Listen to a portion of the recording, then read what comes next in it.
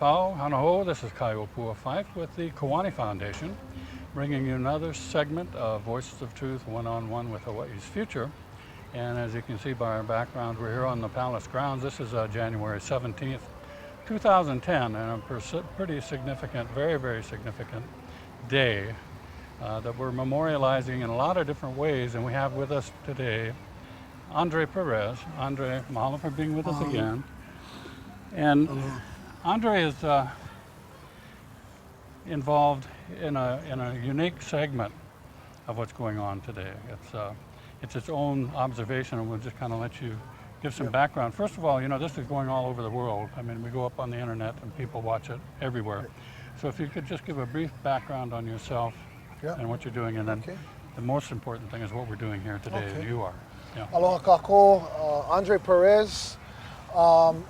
My background is, I'm just first and foremost a Hawaiian practitioner and sometimes a Hawaiian activist, really struggling for self-determination and rights and for our ability to fit into our own homeland unobstructed and unhindered as we go about trying to live our lifestyle.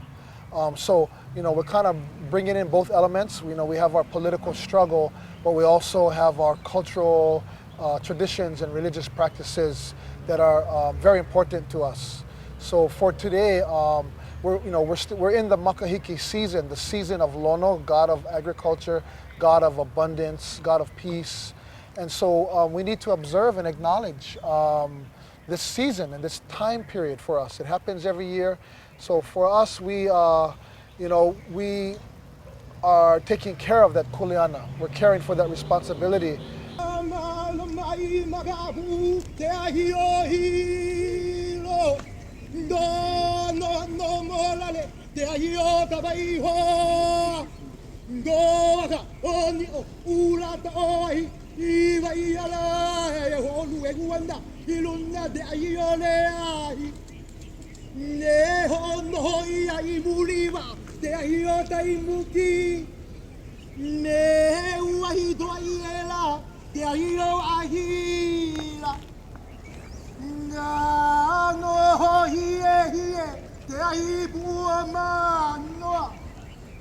This year, we normally have our ceremonies at single locations, but traditionally the ceremony also included a huaka'i, or rather a holopuni, a journey around the perimeter of the island. Right. And so this year we wanted to take it up a notch and raise the level of mana to a higher level of quality, you could say. So we decided to take the akualoa, the image of Lono, and carry it around the perimeter of the island in the traditional manner. And historically, when we do that huaka'i, the palace has now become, in contemporary times, a very important beacon of sovereignty, of self-determination, of our struggle. So the seat of Hawaiian government. Yeah, the seat of government. So we want to stop at the ahu. You know, there was an ahu, a stone altar that was built in 1993 as a symbol of lokahi, of unity, during the 100-year 100-year remembrance or of the overthrow. So this ahu has become very important in contemporary times to Hawaiians now. It's a symbol of our unity. So we stop in here as part of our holopuni, as part of our journey.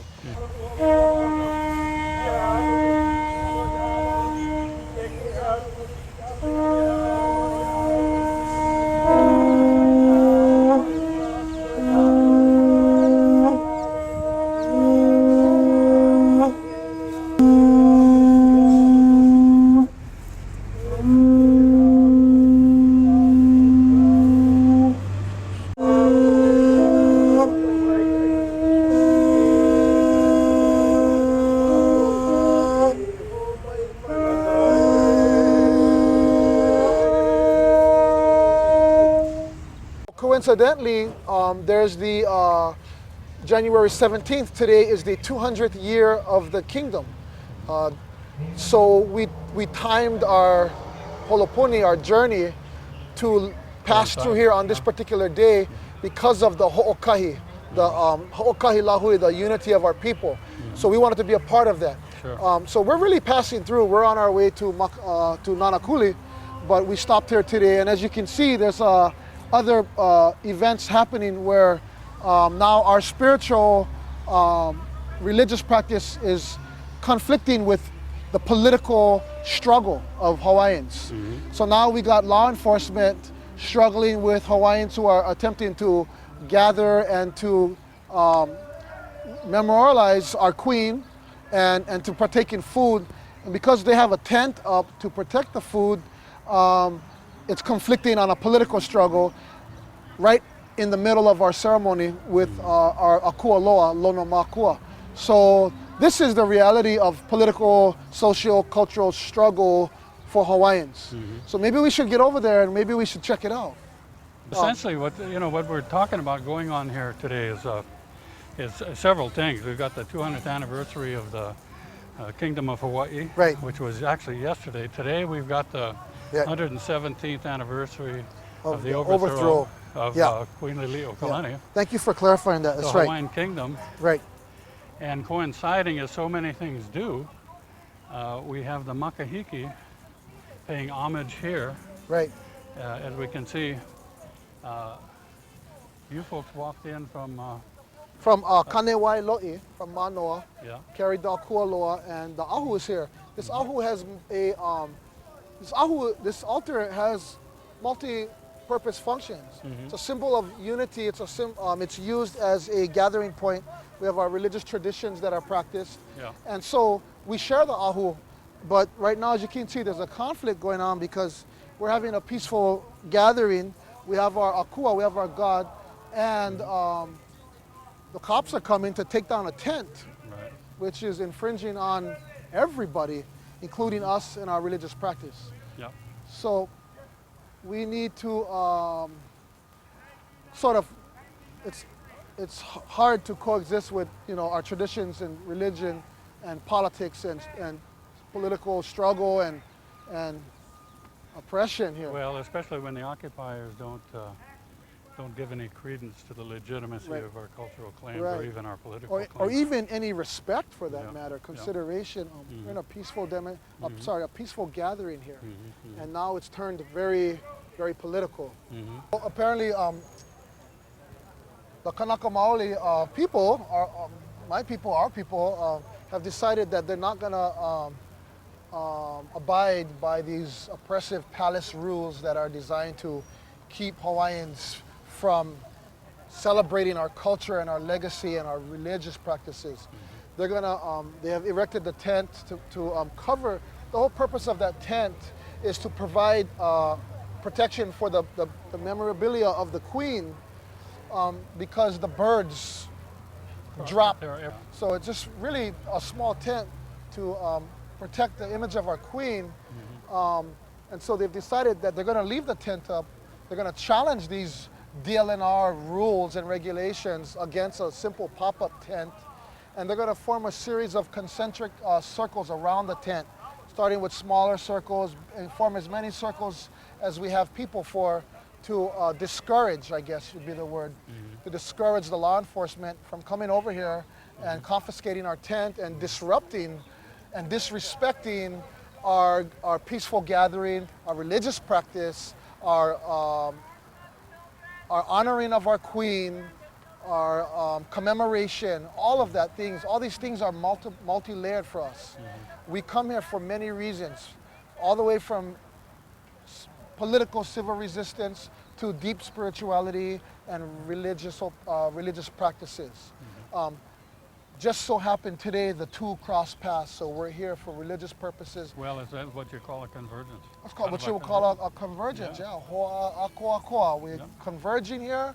And for us as traditional people in traditional times, there really was no much separation between state politics and culture and spirituality. Everything overlapped, was intertwined. We had a deep sense of spirituality at all times, at any given time. So we're here honoring our queen, which is very much becomes a spiritual thing for us. And it's interesting to note too that you know, although your purpose for being here relates to Makahiki and Right. honoring Lono, that there's also the element of the Queen involved over here. Absolutely. And we have actually the political area is on the other side of Right. the palace. Right. And that's a large gathering over there. That's the one that relates to the overthrow anniversary of the overthrow Right. of Lili'uokalani. Yes. But as you can see, if we take a look at the people who are here in the circle, it's we have representatives from different organizations, different political persuasion, but everybody's united really in observing our Queen and observing our traditional practices which you folks represent. So I think it's probably a quandary for the state enforcement people, DLNR. Several reasons. First reason is, my understanding is that the area that we're in has no rules or regulations regarding permits. They say that it's a non-permitted area, but there are no rules that apply. So, and of course these are all internal to the state. These are all And internal the, to the state. the irony is, though, that that's sort of contradicts the over 25 years of gathering here in this area. Traditionally, yeah. Traditionally, of the ahus. So when we talk about permits, we ask the question, was there a permit for this ahu? We have been gathering around this ahu and for many different reasons since 1993. That's right. So That's right. we have strong precedents here, and all of a sudden now in 2010 they want to enforce our gathering. So we have to ask the question, why? But well, we know why. Yeah, We know why. They need to try to further oppress us because we're getting a little bit too rowdy. A little bit too rowdy. You know, exercising what we know to be our rights. Every place in the world, they know what human rights are. right. Indigenous rights, political rights. And so that's what they're trying to do. It's kind of like the way that bureaucracies and governments keep people in line is by threatening them with Right. some bad things, bad things. regulations, right. Yeah. But you know, talking about the Ahu, in 1993, which was the 100th anniversary of the overthrow, this Ahu was actually constructed of pohaku from all Every the islands, all the right. islands. Pai'aina, across Yep. the Pai'aina. And all of the people, many of the people from all those islands are here today That's to right. help to construct it. Right. So this has become a shrine by its honoring it. That's right. You know, It's our living culture. Yeah, Our exactly. living religious practices. That's right, right. You know, this is not something about living in the right. past. We're not living in the past. No. We're practicing our lifestyle. Yeah. We're practicing our religion, our tradition. This is how we live. Right, right. This is us. This is who Yeah. we are. Well, they just finished one Eho Maya is a chant which is asking essentially for knowledge and wisdom. You know, Prayer for focus. yeah, Yeah. and that's what everybody's looking for, and hopefully it might be something that rubs off on DLNR enforcement. You know.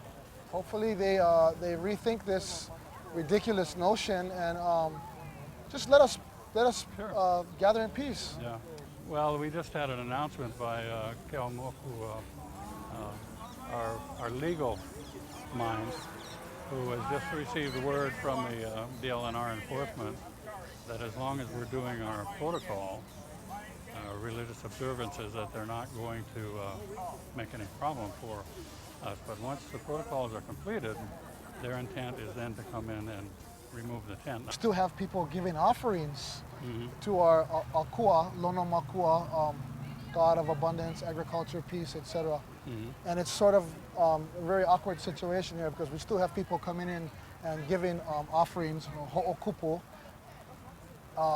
in the middle of a of this enforcement issue Yeah. over that little blue tent. Yeah. You know, the other thing is a lot of times the folks that they put out here to do the enforcement, the individual officers, this is the last place in the world they want to be. you Yeah. know? They do not want to be here. I mean, it goes the same thing as the evictions on Hawaiian homestead. I sure hope so. If anybody has any inkling of Hawaiian consciousness, Yeah. that they feel some kind of conflict. And Yeah. you know, the other thing that is important for us as people is a public opinion. Yeah. And we hope that these kind of things need to be documented and viewed by the public. This needs to be recorded so that the community can really be aware of what's going on and see, like, you know, sometimes there's these stigmas, the sovereignty guys are at it again. Well, we're at it again, you know, trying to eat some food and honor our queen. And our gods. So sometimes, you know, sovereignty needs to be understood. Clearly, it's our right to practice who we are on our terms. It's our right to be ourselves without any feeling uncomfortable of being encroached upon or feeling like we're encroaching upon anyone else. So we're exercising our rights here. Everybody can unite behind the cultural practices, the traditional practices, you know, and more people are coming alive to the traditional spirituality of Hawaii. You know? Absolutely, absolutely. Somebody call 911. Must stand down.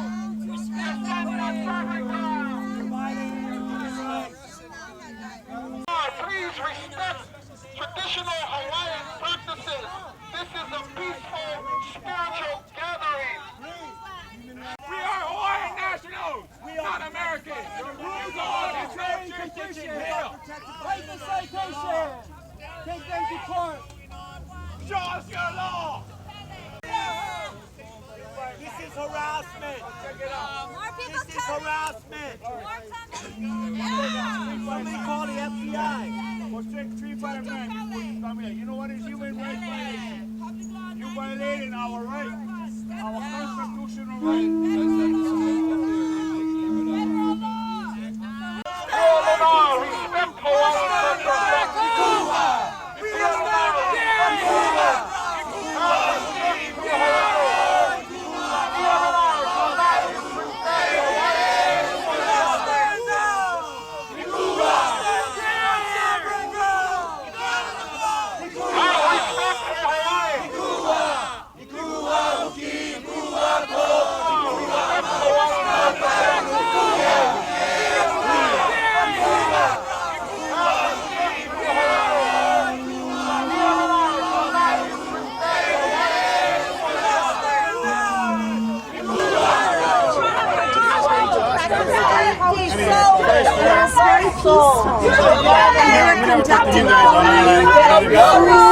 Look at the exhibit now, look.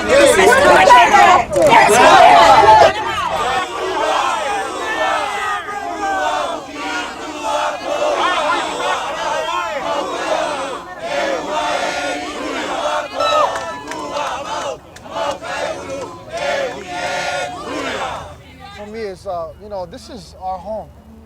We don't have anywhere else to go. No. So we're not going to go away. And we don't want to go anywhere else. So we're not going to go away. So, you know, we understand our rights. We know our history. So, you know, until the state government and the United States federal government figure something out, we're going to continue to have this struggle. And they need to understand, you know, like I said, this is our home. We're not going anywhere, and we're not going to stop. We're not going to stop living. Mahalo.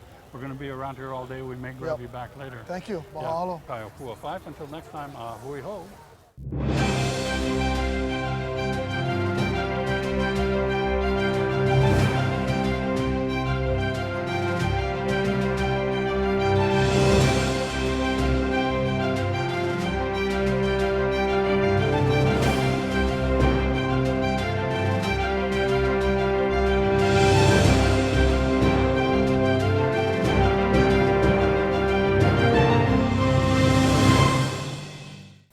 Mahalo for watching Voices of Truth one-on-one with Hawaii's Future. Watch us on the web 24/7 at voicesoftruthtv.com. You'll find all our shows, including this one, in case you want to see it again or share it with family and friends. Also view our weekly video commentaries at freehawaiitv.com. And check out our blog, published daily, at freehawaii.info. It's all part of the Free Hawaii Broadcasting Network.